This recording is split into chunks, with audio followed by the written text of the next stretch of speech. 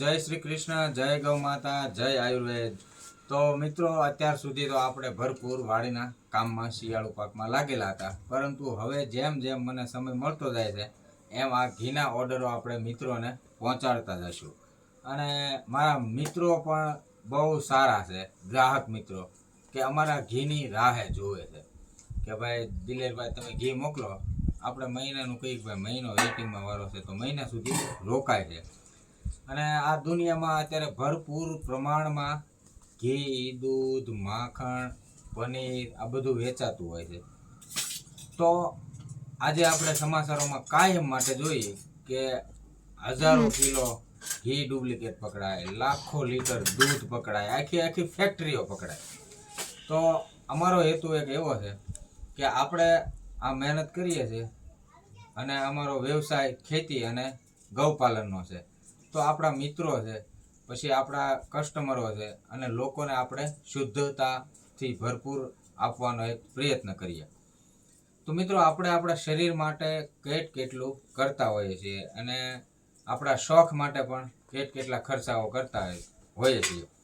તો જો આપણું શરીર સારું અને તંદુરસ્ત હશે ને તો આપણે તમામ શોખો પૂરા કરી શકશું, કામ કરી શકશું। તો લોકોના ઘણીવાર એવું કહે કે આયુર્ભાઈ ઘી તમારું મોંઘું છે, તો મિત્રો તમે ઓવરઓલ આજ મોંઘવારી જોઈ લો। આ ફક્ત ઘી મોંઘું તમને લાગે છે તો આ ગાય માતાઓનું ખાણ છે, દાણ છે, નિરણ છે, એમાં અમારી મહેનત ભેળવો, આ બધી વસ્તુઓનો તમે સરવાળો કરો ને તો તમને ખ્યાલ આવે કે લોકોને શું કે પહેલાંના સમયના ભાવ જોઈને કે અત્યારના ભાવ ઓહો એટલા બધા ભાવ, પરંતુ સમય ઘણો થઈ ગયો, સમયમાં પરિવર્તન આવતું હોય, મોંઘવારી વધતી હોય, અને હવે તો એવો સમય આવી ગયો એકવાર મોંઘવારી વધે પછી ઘટવાનું નામ નથી લેતું, તો આપણે શું કરવાનું?